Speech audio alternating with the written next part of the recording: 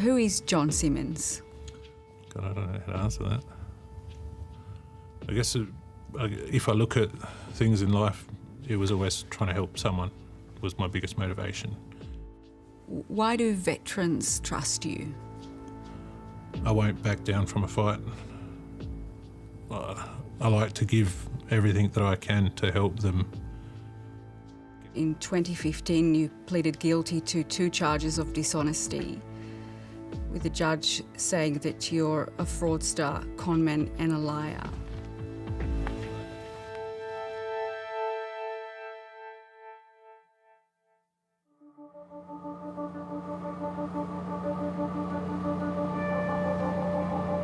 My body had basically broken down, and mentally I probably had some roll-on effects from my service. It was 2019 and former Army apprentice Peter Olchen was looking for someone to help him lodge some compensation claims with the Department of Veterans Affairs. The system is notoriously complex and many veterans engage advocates to help them navigate the bureaucracy. It was starting to have a massive impact on the business I was building. I was becoming anxious and extremely non-social.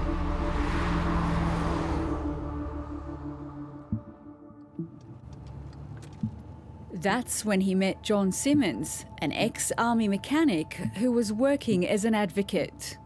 He presented himself as knowing what he was doing. He told me he was studying law. He knew the system. We do trust our own, especially for military people. It's without question. You're trained to trust those around you. In a battlefield, these are the people that will help save your life. John began lodging Peter's claims with the Department of Veterans Affairs, charging $1,000 for each successful entitlement. He gained traction, and I could see results, and he offered to then tackle the matter of ComSuper. Peter had also been trying to get a higher rate of Commonwealth superannuation payments. John advised him to take the government agency to court. He said he had a lawyer out of Queensland. I needed to put $5,000 into the trust account and they would commence legal action. Peter paid John almost $17,000. He then authorised John to start the court proceedings. In January 2024, John told Peter the court case had been successful and that he would receive over $1 million in compensation. He'd requested my bank account details. They were provided, so it was all legitimate as far as I was concerned. But the funds never showed up. So Peter contacted ComSuper. I was told that an appeal had been lodged. He made a shocking discovery. There was never a claim lodged, neither in the legal department nor within the system itself. There was never a court case? Never. So that court case John was talking about, was it fake? Completely fake. An investigation by ComSuper into this case confirmed no records of John Simmons filing any claim as Peter's advocate and no record of a court case. I was furious that I had paid money to John for a service that didn't exist and to a person, as in this barrister, who also didn't exist. Was it real or fake? It's real. Here is the letter from ComSuper saying that there's no record of you ever working for him. Okay. I spoke to ComSuper on several occasions about his claim. I emailed them on times for his review, but I didn't take payment from him for that. There's an invoice here showing that you did. I didn't charge him for it. I gave him an invoice for what it would cost to do it, and he didn't want to do it. 730 has spoken to 14 of John's veteran clients. Some of them were happy with his work, others weren't. However, all of them described one identical problem. At some stage, they've been told by John Simmons that the Department of Veterans Affairs has lost their paperwork. You're saying that you would submit a claim on behalf of a client and those claims would disappear? Yeah. I mean, that does sound really unusual. Not for the Department of Veterans Affairs. The department later told 730 any claims it regularly misplaces documentation are incorrect. Is it possible at all that in some instances you just did not submit any claim? I think it would be unfair for me to say that I'm perfect, so I would wear that there may have been a couple of claims that may not have been submitted. I'm very, very alarmed by the evidence that I've heard today. We have heard of some really disturbing circumstances where veterans have been grossly ripped off by so-called cowboys. An ongoing Senate inquiry into military advocacy has raised allegations of deceptive conduct, overcharging and business models designed to manipulate the system. Advocates help veterans access compensation, but they don't require any qualifications or accreditation to do so.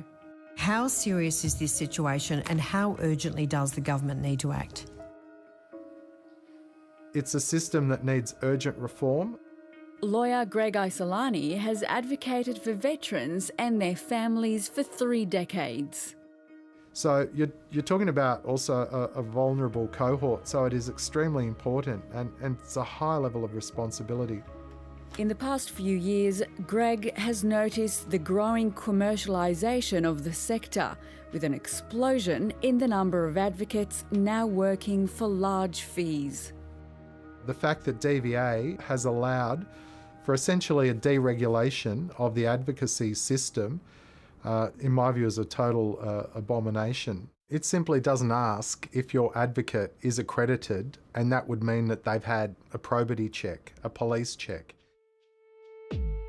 In 2015, advocate John Simmons was convicted of 1 count of deception, and in a different matter, the same year, he was convicted of 2 counts of dishonesty.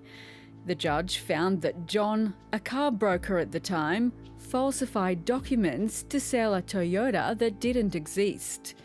In his judgment, Judge Rice told John, "You are a fraudster, conman and liar. Not only is there a need for general deterrence, but a personal deterrent to encourage you not to defraud anyone else. I would not trust anything you say." John Simmons walked out of the interview after 730 raised the judge's remarks. That's why I want to know your perspective. You want to know my perspective? He agreed to come back. So are you a con man? No. If I was a con man, why aren't I living the high life? In a statement, DVA said it is setting up a new professional institute to accredit and register advocates, provide training and enforce a code of conduct. Brenton and Leanne Lawrence are both veterans. Today, they run a wildlife sanctuary in South Australia. Start off by rescuing a few kangaroos and stuff, putting back the endangered animals and plant life, leave the place a little bit better. It's peaceful and it keeps your mind occupied and it just gives you a bit of sense of worth, I suppose. They had no idea about John Simmons's convictions when they retained him as their advocate 5 years ago. So I had undiagnosed PTSD and it sort of slowly got worse and worse. And I tried to take my own life in 2013 and spent a week in intensive care in Melbourne. The couple asked John to work on their compensation claims and they struck up a friendship. They also donated money to John's business. It'd be more than $20,000 all up that he's gotten from us. Why did you donate so much money? I thought that he was helping people like me. You've donated that thinking that was to charity? Absolutely. Well, as far as I knew it was. The Lawrences even offered John a property they owned for a cheap price. 3 acres, fully fenced, the house, the big shed, entertainment area. John was evidently being evicted from the place that he was in. I needed somewhere to go, so I offered it to him at about half its value. Half value? Yes. That's generous. Yeah. But he was helping veterans. Documents show John Simmons signed a contract to purchase Brenton's property for $295,000 and pay a deposit of $10,000. John repeatedly claimed to have paid the full deposit, even once providing a fake bank reference.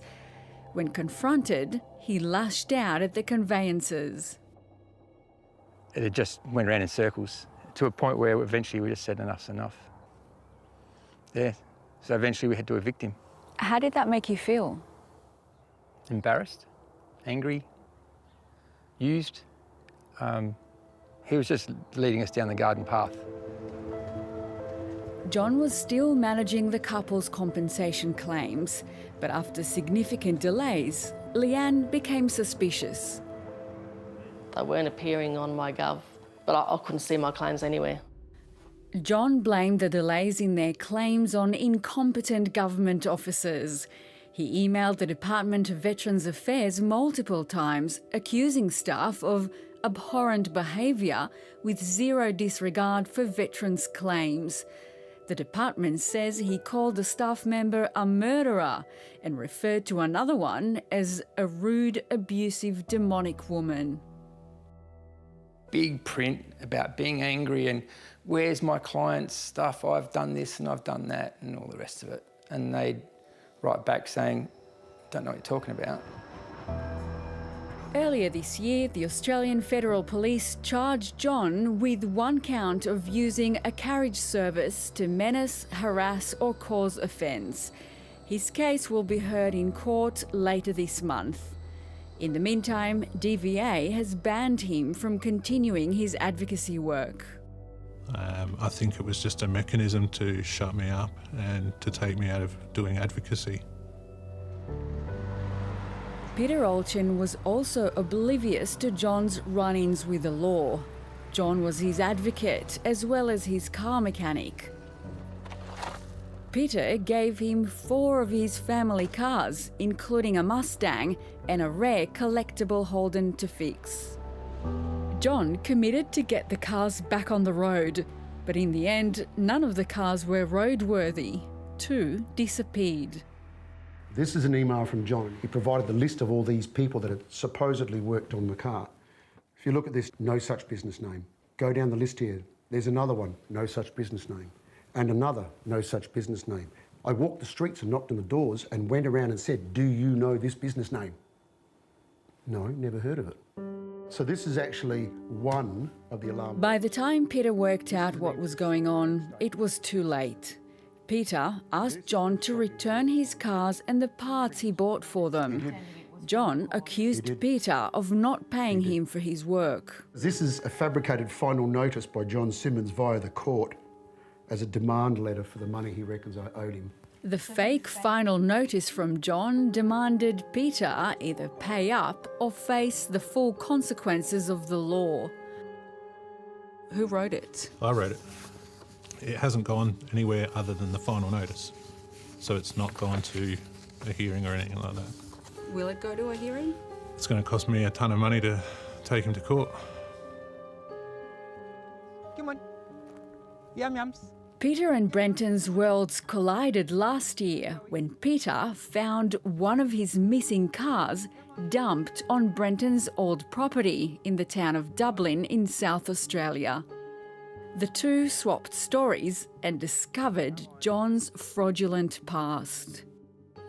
Had I read that when I first started dealing with him, I wouldn't have ever touched him.